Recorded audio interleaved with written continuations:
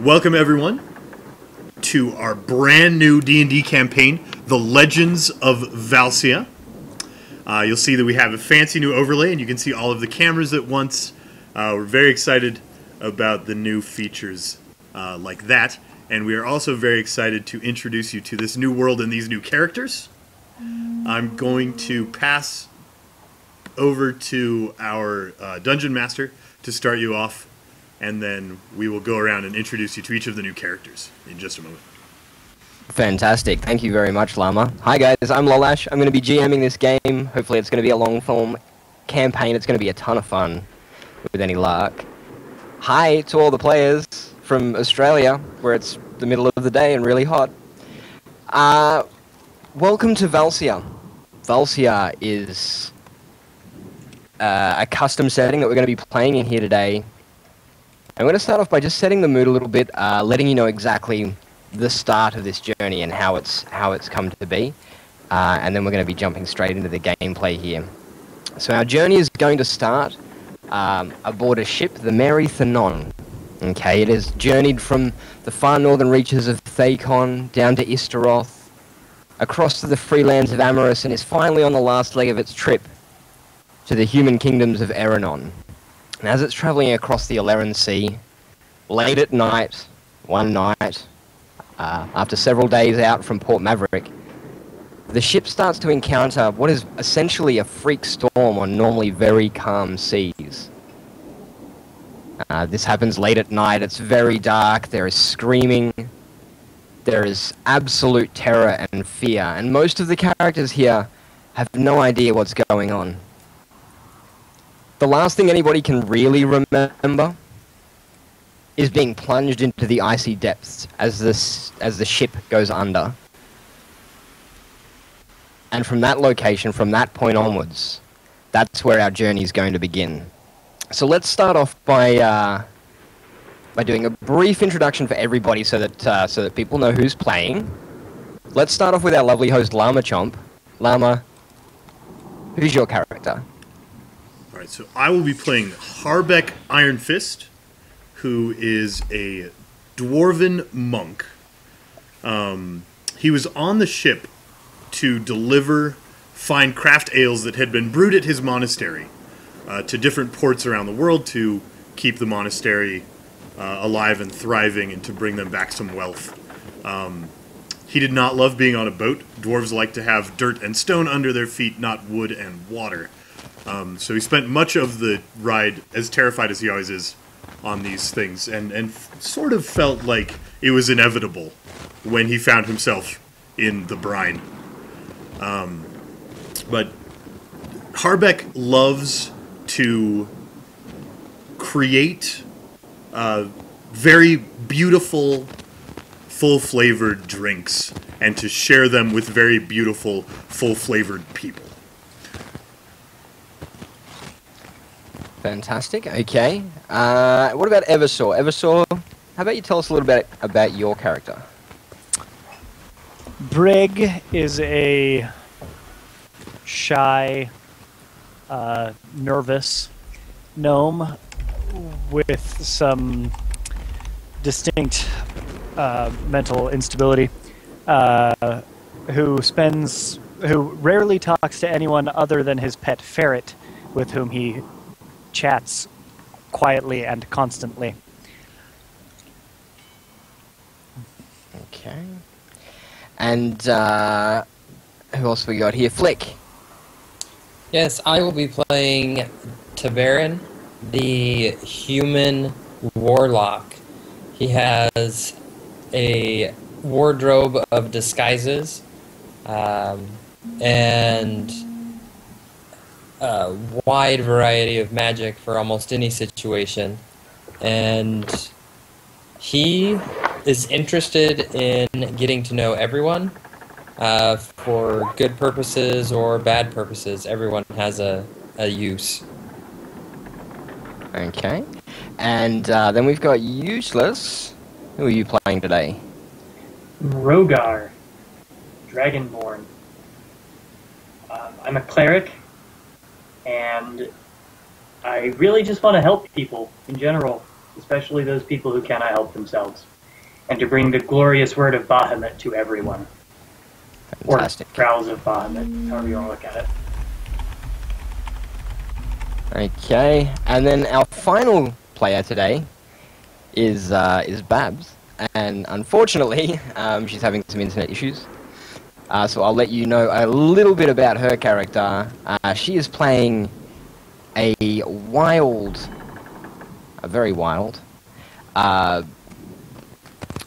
human ranger who was literally raised by wolves in the free lands of Amaris. So she's very awkward in society, one might say. Oh, and she's back. Hopefully. I just called her again. There we go. Okay. So yeah, they're our characters, guys. That is our current party. And as I mentioned before, they've been journeying on the Mary Anon. It's a trading vessel that travels between all of the populated realms of Valcia, on the continent of Valcia. For whatever reasons, for each of their own reasons, each of these characters has found themselves on this journey to the capital city of Vir. Now, Vir is the center of learning. It's the primary human settlement and the primary human kingdom, and it's the capital of that kingdom. And there is a lot of advanced, all the inquisitive races there. They're experimenting with new ways to do things that they used to use magic for. Because in the setting of Valcia, magic has become somewhat of a rarity after being prolific. It's been absolutely, like, everybody had access to just innate force of will that would allow them to perform magical feats. And fortunately, about 3,000 years ago, that stopped happening. Now, the story starts. The Mary Anon has gone under. Something happened on the high seas, and everyone's memory is a little bit foggy.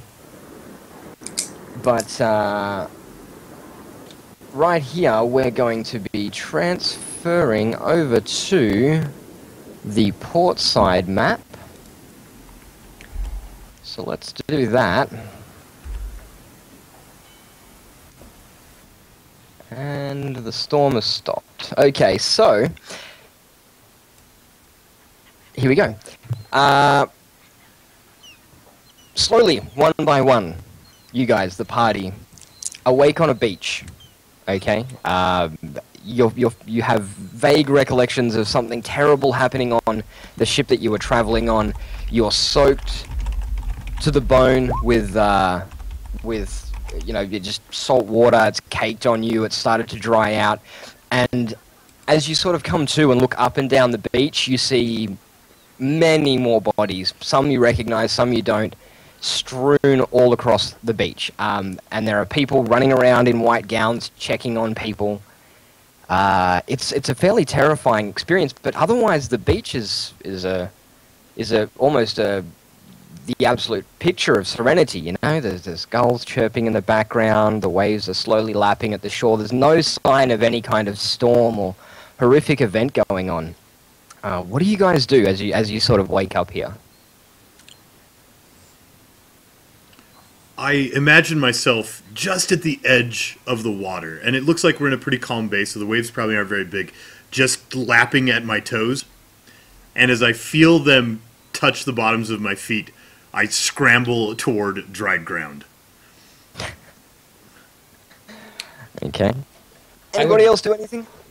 I would find myself heading towards maybe an area that isn't well seen, or maybe into a crowd where I wouldn't be well seen. Casting Disguise Self, and basically putting myself in that position with the people going around in white robes, that similar getup, and probably casting like Spare the Dying to stabilize anyone that may be hurt, joining in. Okay, all right, yep. So you'll sort of move off to one side and shroud yourself in the familiar white robes of the local clerics and try and help stabilize people. As far as physical condition, how am I feeling? Like, am I ready to jump up and have a day of being an adventurer, or You're feeling pretty exhausted. Yeah, you're alive. That's a thing. It's a good thing, being alive. Sure. But, and I'm on land. Alive and you're on floating would have land. been a lot worse. That's I very love true. being alive. That's the best. Although dwarves aren't known for their floatiness, I must say. But yeah, no, you're feeling kind of rough, but you are you're not ready to just jump up and get into it. You're definitely fairly exhausted. So as Definitely. Oh, you can go ahead. I'm kind of coming to, I have this like peaceful smile on my face, and then as my eyes flutter open, it disappears behind this mask of sheer terror, and then I scramble around, yelling, "Binks, Binks! Has anybody seen my ferret? My ferret! I need Binks!" You realize that Binks is actually curled up in your pants pocket, shivering. But otherwise well. All right. You also feel something else inside of your pocket.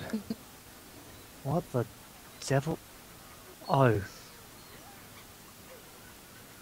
Ugh. For the benefit of the people at home, do you want to let them know what's in your pocket? So as I reach into my pocket, I feel not only the pleasant, furry warmth of my dear pet and friend Binks, but also the fleshy coldness of an ear, a slightly pointy ear, no longer attached to its owner. But it is in your pocket. All right, Kevin. But it is in my pocket.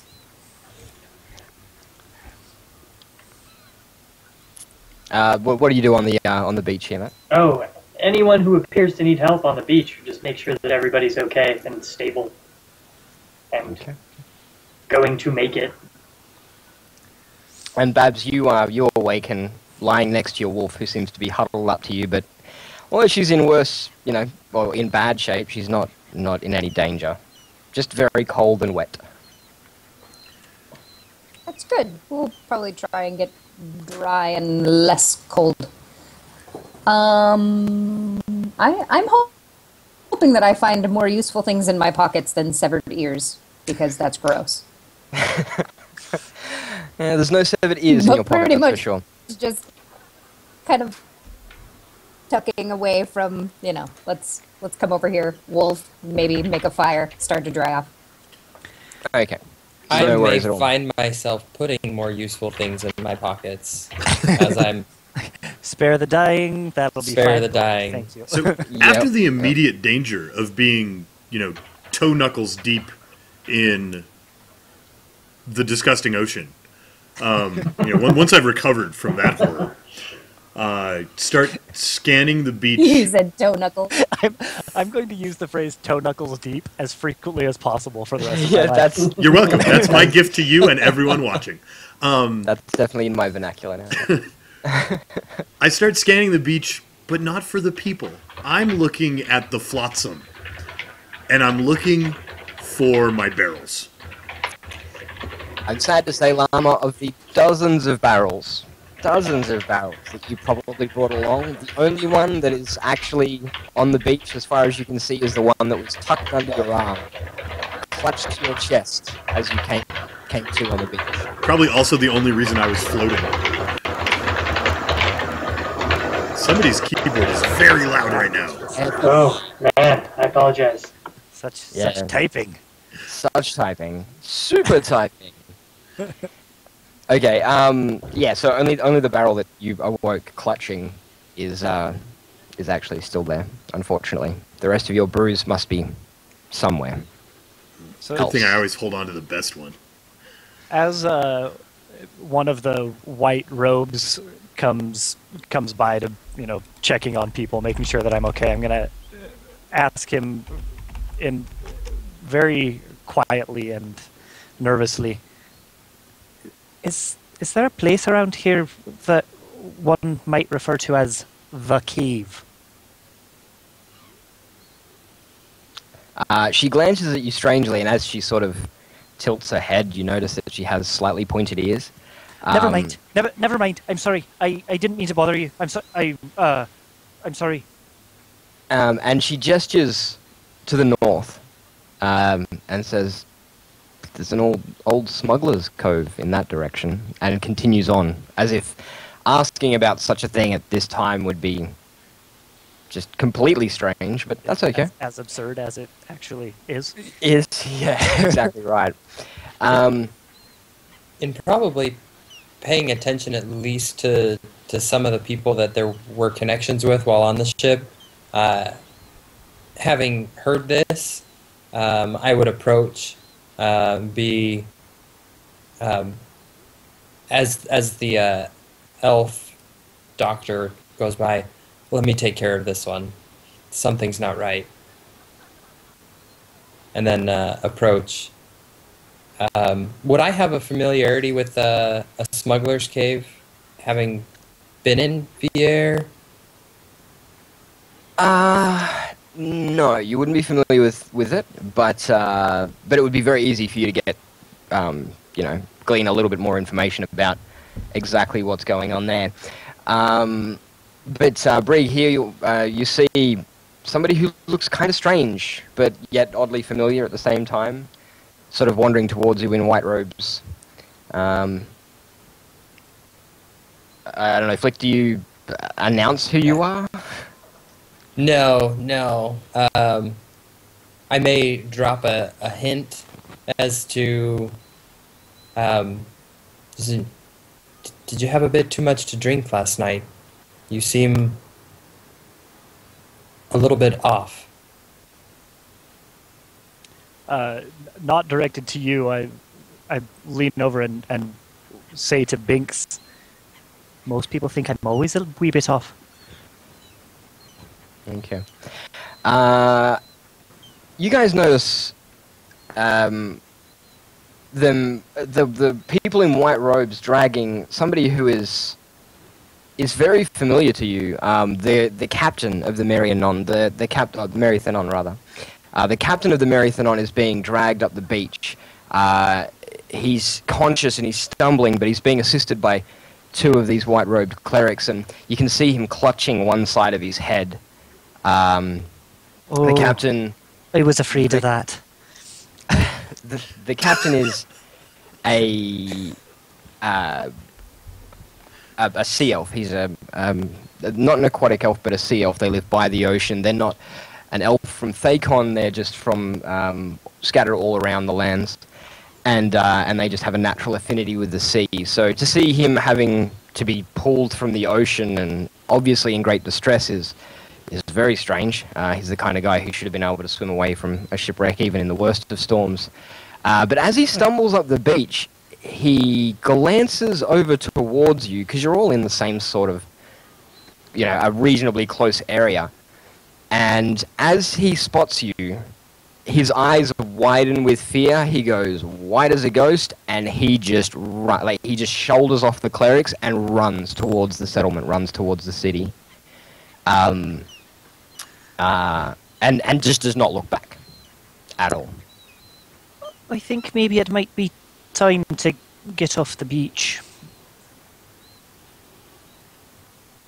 I'm just looking around to try and figure out what spooked him. If I overhear Brig, I assume we're close enough together that I overhear Yep. Brig. Yep. I wouldn't mind finding an inn myself, Brig. I know a place we can go, and at that point,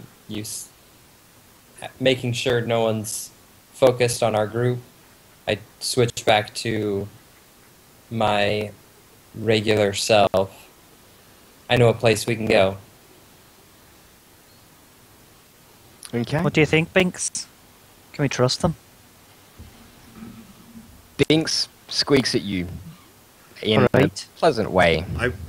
I pour a thimbleful from my last barrel and hold it out to Binks. A little ferret hands grabs it. That wouldn't surprise me at all. Let's get you some food, Okay. Binks. Okay, so how does everyone react to this? To the desire for this little gnomish fellow to get off the beach, and it seems him and the dwarf and the human who can change his appearance seem to be getting along reasonably well. Useless and Babs, what do you think? What are you going to do? Yeah, I'm sort of just... I mean, there's a group of things closest to me, so I'm just going to follow and see what happens next. I know we talked about this briefly yesterday. Without actually introducing myself or formally becoming a part of the party. I don't remember if I met Din on the boat. I don't think we did. Okay, she would have kept to herself. Yeah, I think we decided that. Okay. So I may have You might have tried seen to that because talk to her or react to her, but got nothing. you might have Yeah. I was pretty reclusive. People sought me out most of the time.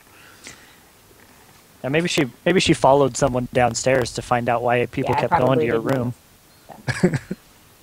Every No? step away from the water, I step more lightly, and my shoulders relax, and I become more comfortable. And it's going to be really nice to be in a building made of stone. I have There's not a lot of stone buildings on the water. exactly your way of walking. So the farther we get from the water, I'm doing exactly the same thing you're doing. I'm like loosening up, like following behind you and studying every way your body is moving and imitating it almost exactly. You like find yourself waddling more than walking, as it takes quite a bit of side to side motion to get my feet off the ground with how big around I happen to be. It probably looks hilarious because I'm like tiny and almost wavefish, but I'm sort of like doing the same thing. I turned to Rogar. Like, this must be what you do when you walk away from the ocean. Correct. I turned to Rogar and, just looking at him as this. You've never been here before, have you? I have not. You might want to come with me. This city can be a bit large to navigate. That would be very helpful. Friend, We'll find a place to rest. I hope you're navigating us to an inn. Plenty of inns. We could all use some rejuvenation from your craftsmanship. That's one way to put it. There's You not guys much get left, I'm afraid. There'll be plenty of time to brew more. As you walk off the beach, as you start to head towards the town, you...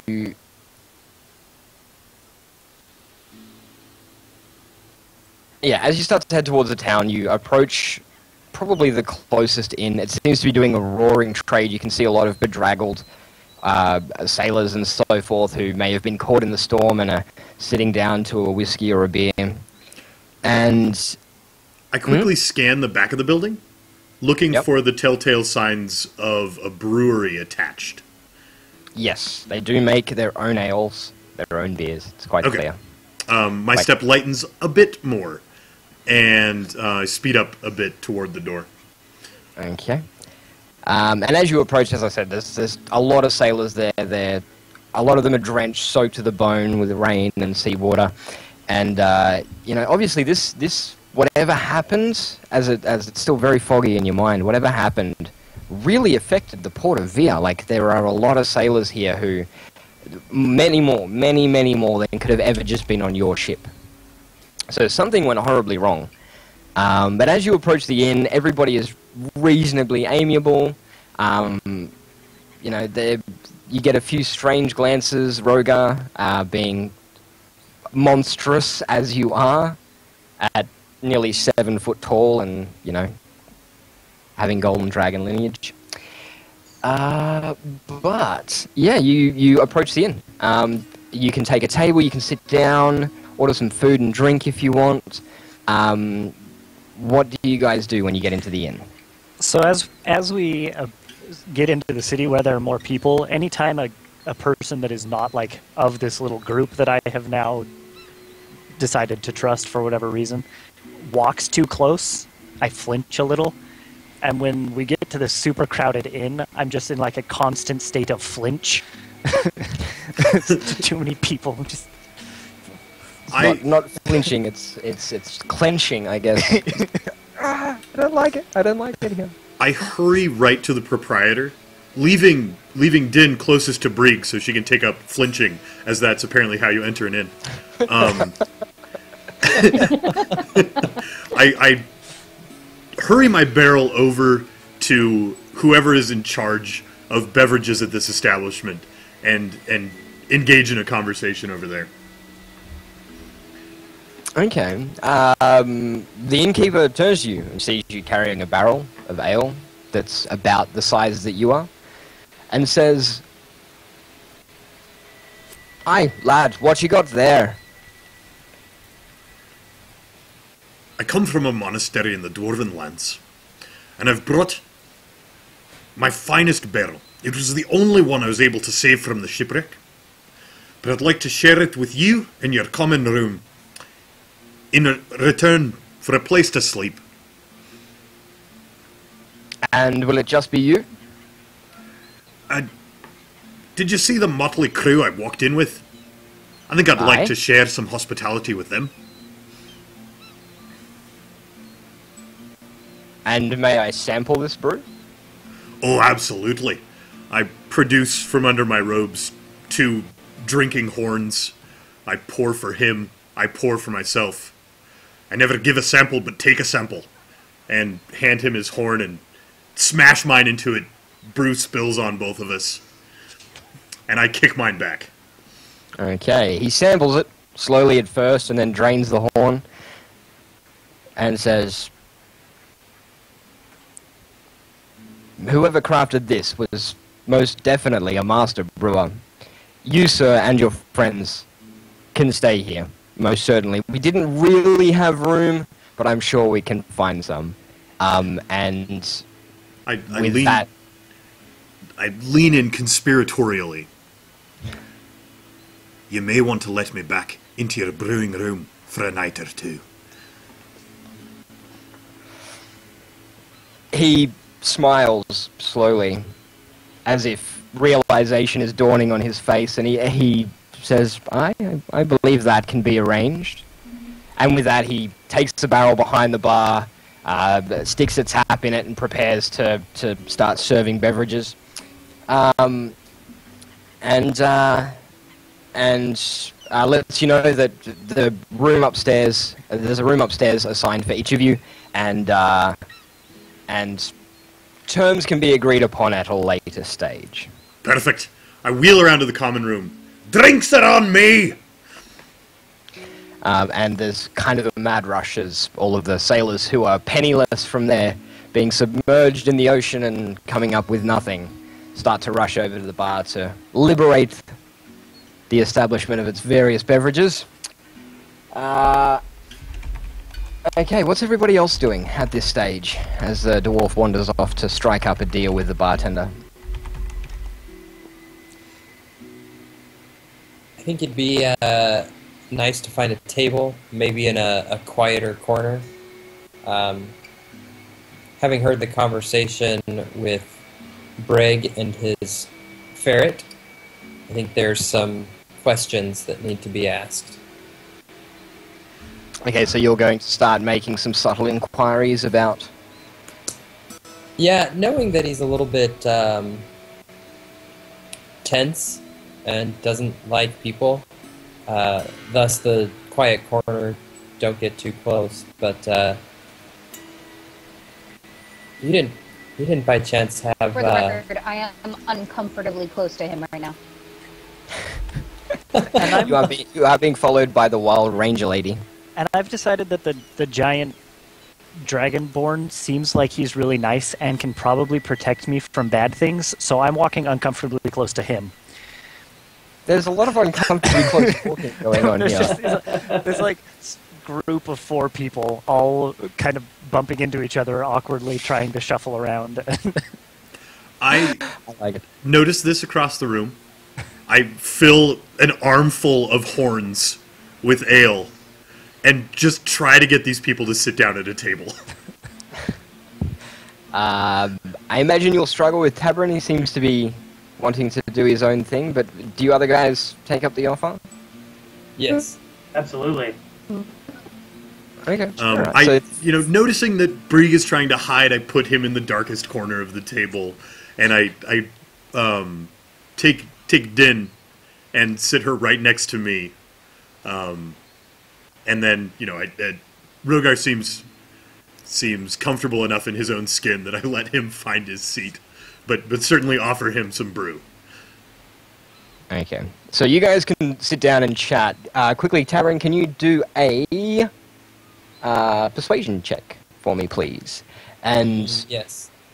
congratulations on making the first roll of the campaign. Let's make it good, Milestone. right? Milestone. Oh, we'll make it real good. Yeah, 20. you can't complain about that. 25. Okay, so with a 25. I'll come back to you and let you know sort of the things that you find out in just a second. The rest of you four, is there anything you want to talk about on the table before we go any further? Any other discussions, questions that might be had for each other? I could make it very clear that it's definitely because of Bahamut that we survived that shipwreck. There's absolutely no doubt that is the reason. Does Bahamut like it when you drink to him? I'll drink to anything that got me out of the ocean. Oh dear. Oh dear. Alright, okay, so, Tabron, you sit down and you start to work your magic, one might say. Asking questions and sharing drinks and tales with, a variety of people, keeping an eye out for shady-looking characters. Eventually, you strike up a conversation with a sailor. He's clearly just come off the ocean. He's very bedraggled. And you broach very gently the subject of the smuggler's cave to the north. And it takes a bit of prodding and poking. He's like, there's no such thing. I've got no idea what you're talking about. Eventually, his tone drops to a whispered hush, and he says, there's a smuggler's cove to the north, a cave, hidden in the rocks, just to the north of us. It's where the storm blew in from. I was traveling with some companions. We were moving some cargo, but I have no idea what happened. Like, this storm just blew up out of nowhere on what is normally calm seas, and I remember being tossed overboard. I have no idea what happened to my ship or the crew. If only we could find that cargo. It was really valuable stuff, like, I don't know what I'm gonna do. This was my payday. This is how am I supposed to support my family? And he's obviously quite distressed. I reach into the belt pouch that I always keep with me, hand him a few coins, say, take care of your family, you'll get back on your feet, but thank you. And then I'll head over to the table. As you go, he grabs your hand and stops you ever so briefly, and he slides a piece of parchment that he was sort of doodling on while he was drinking over towards you, and then just turns away from you. I'll slide it into a pocket without looking at it and head over to the rest of the people that I brought in from the ship. Okay. So the five of you are together. You are tired, wet, but probably starting to get a little drunk, which is always pleasant. Is there anything that needs to be said or done at this stage? It is sort of coming through to mid-afternoon by the time you've awoken on the beach. And I think that Binks needs some food. Let me go see what food I've bought with my drinks here. I'm sure the innkeeper has something for us.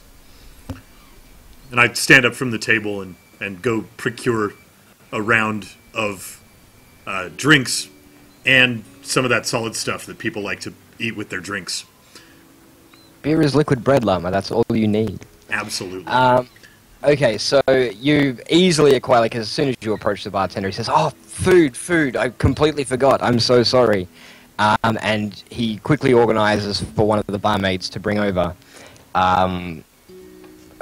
what is compared to what most people are eating in the inn, it is effectively a feast. There are various fish dishes, plenty of vegetables and things. It's and a lot of fresh food, whereas a lot of people are eating more preserved things. So it's almost like a banquet compared to what everybody else is eating. But there's something for everybody. Mostly. So Binks, you know, Binks is totally shameless. As soon as the food hits the table, he crawls out of my pocket and sits right in the middle of the table and eats off my plate, just like as though I weren't even there. Okay.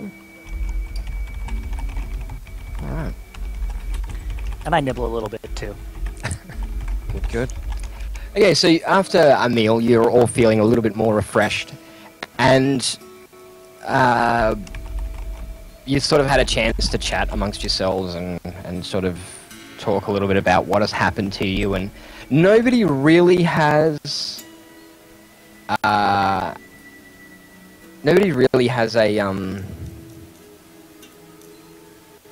any real recollection of what happened. You know, you remember a vicious storm, you remember shadows moving over the deck, and you remember the ship going under, but it's all very fragmented, and there's not a lot of information there for you.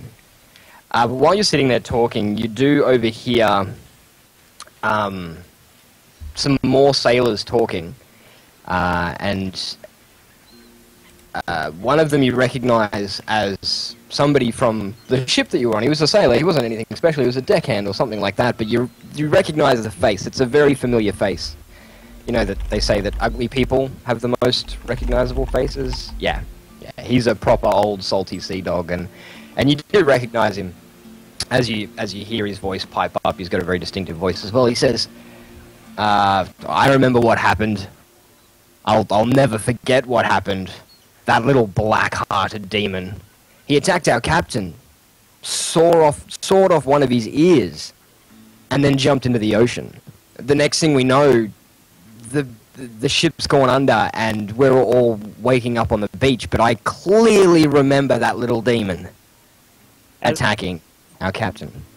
As we're hearing this, Brig shrinks smaller and smaller into the corner of the bench where he's sitting, and then says quietly, like it's not clear to the group when he starts speaking, if he's talking to his ferret again or to them. And he says, Can I trust you?"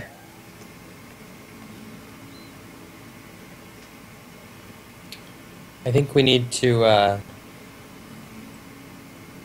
head upstairs for a rest, and I try to make eye contact with everyone, that it's clear that we need to find a quieter place to talk. Let's have perception rolls from everybody. Okay.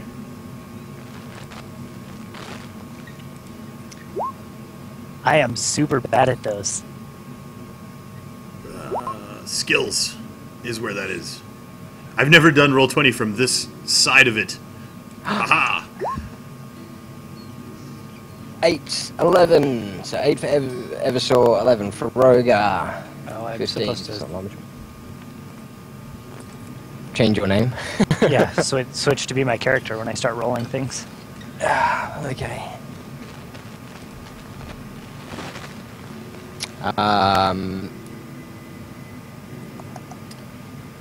And Babs may struggle to roll. That's okay. I believe that... Let me just check. I'll quickly do a roll for her. Skills... 18, okay. All of you sort of glean Tabrin's meaning. He's trying to get you to go somewhere where there's not ears to listen, and suggests that you retire upstairs. All of you except for Brig, who is currently super terrified and therefore not really aware of the subtle hinting that's going on. But I imagine as the rest of the party rises, he'll probably follow anyway. Yeah. If he stays on the bench, I'll turn to him and whisper, Brig, come stand between the dragon and myself. No one will see you. As soon as people start getting up from the table, Brig slips away and attempts to just disappear. Oh, that's a 2 on the die there. My stealth check. Wow. A 2 on the die. I'm supposed to be really good at that. Stupid dice. We would. I want to keep my eye on him because he's the one that obviously knows something or is part of something going on. Is he trying to slip away from us? Can I perceive? You could try an insight roll. And that might help you. Potentially. Yeah, that'll help you. Definitely. With a natural 20. Okay. So, he's not trying to slip away from you. He's just terrified of his current circumstances. It's very clear to you that it's not you guys that he's afraid of, it's something else is scaring him. Yeah, he's actually trying to use you, like, the 4 of us are going upstairs. He wants it to look like 3 of you are going upstairs, but he's definitely going with you. He's using you to hide. Knowing that, I'll do what I can to make it easier for him to hide. Okay. You all managed to get upstairs, and given the nature of the inn and the fact that you're sort of assisting him, it's pretty clear to you all that Brig managed to sneak up unseen. And you come up to the first room. It's Llama's room, actually. It's Harbek's room. When you open the door, it looks... Being reasonably familiar with inns, this is like the honeymoon suite. It's reserved for minor nobility or, people who are paying good coin to stay in the inn for special reasons. So it's quite the room, and it's definitely large enough to house all of you. It's also very private, thicker walls and lavish furniture for a seaside inn. So yeah, it's quite a nice place. Man, bartender really must have liked your beer. Harbek, you sure do know how to live. Thank you. Absolutely, friends. Is this not normal? Harbek has never stayed in a common room. That's not what he does. No. Alright, so you all retire upstairs and shut the door behind you. And it's, it's quiet, it's secluded. You're away from prying ears. What happens next? I'm going to repeat the same question that I asked at the table downstairs, just a little bit louder. Can I trust you? You can trust us. Trust us in what capacity, friend? The truth of the matter is, I don't really know. Well, in that case, you can trust me.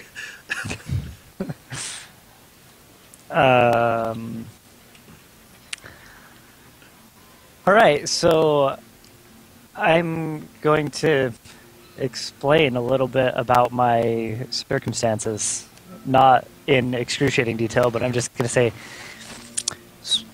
there are times that I lose track of what's going on.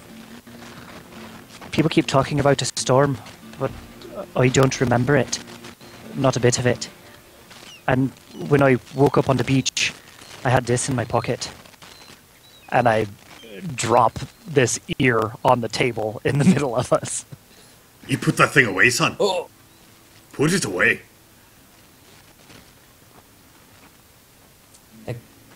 the captain. It was you he was Why looking do you- at.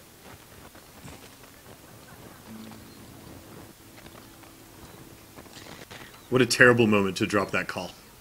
It was pretty bad. Why do...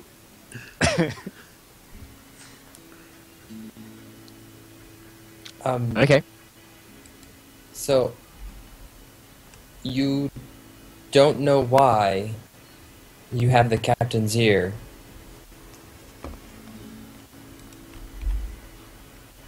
That's right. But I do know, I think we all do, that I've got to get rid of it.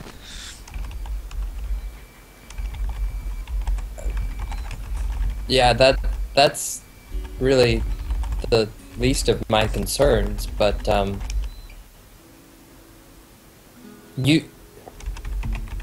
trying to wrap my head around this. Are you saying you lose control?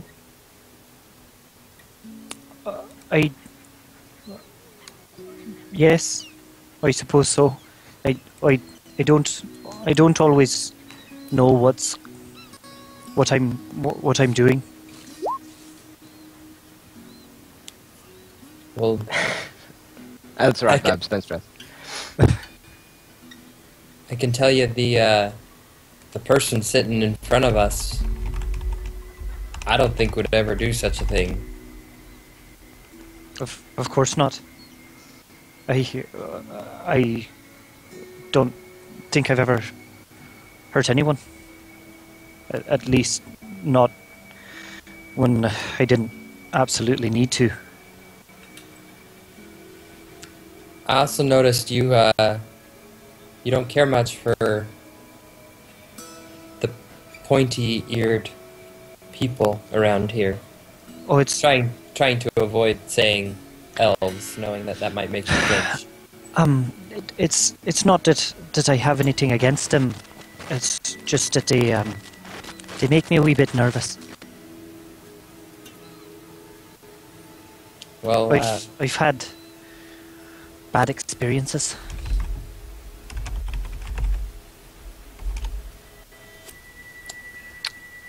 Okay, you get the distinct feeling that he's probably not going to be revealing much more than Right. that at this stage. right.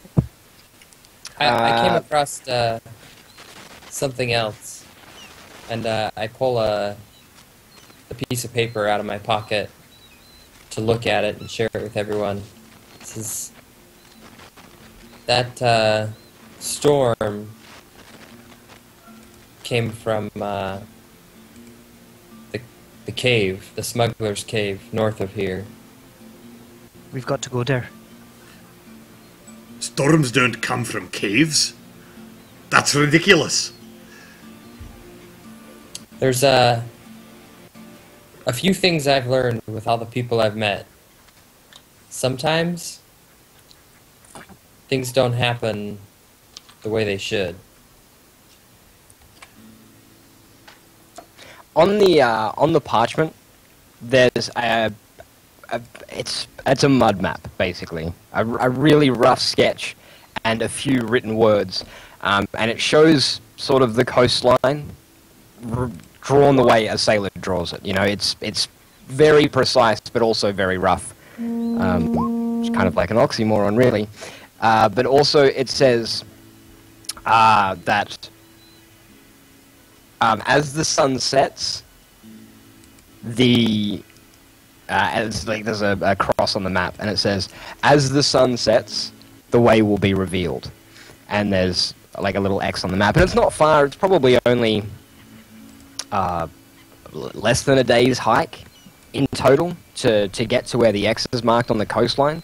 Could we get you there would by? know that. Could we get there by tonight's sunset? Probably not by tonight's sunset, no. Because it is coming up to sort of early afternoon now. But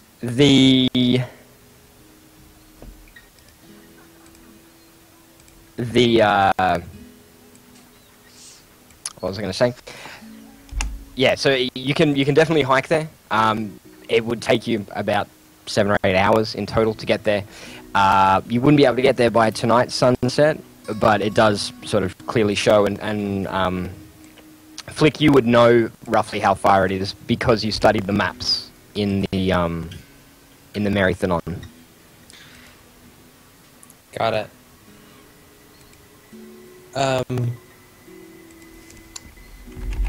What do you know of this cave? Why are you interested, Brig? That's another tricky question. I had a Wait, A dream- I stopped paying attention. Why do you keep ears in your pockets?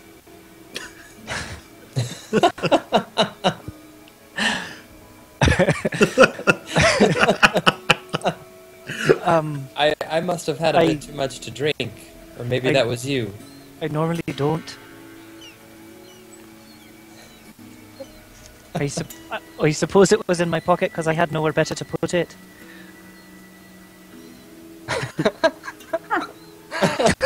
Anywhere? Anywhere. That is not the pocket. Anywhere that's not a pocket is a better place for an ear, I think. Yeah. I'm laughing for a reason that I can't disclose. One day you'll in like 4 or 5 streams, I'll reveal while I laughed then, and the joke will be lost on everybody, and I'll feel bad. But yeah, you may have missed a little bit there, Babs, but basically it was determined the ear probably belonged to the captain of the ship, and Brig, he doesn't remember how it got there, and he doesn't remember the storm, and he has admitted that at times he has periods where he doesn't remember things, and he does things that he doesn't remember doing. I'm a wee bit unstable. That's all right. You're A wee funny. bit. You've got an ear in your pocket. Right. Well, I mean, Perhaps it's you okay should if it's find a not place your to ear. dispose of that thing. Is it enchanted? Do you need it for something? Oh, absolutely not. If How fresh you've is got it? to, fresher than I like to think about.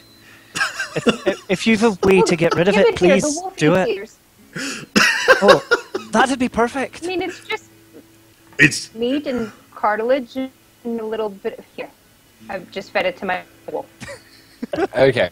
Alright, the ear has been dealt with. It has been eaten by the wolf. The wolf now has a taste for elven flesh. perhaps we could. Well, and I- it's a bit too late to reattach that thing now. The Brig says to Binks, "Well, that's one of the 2 things I've got to do down."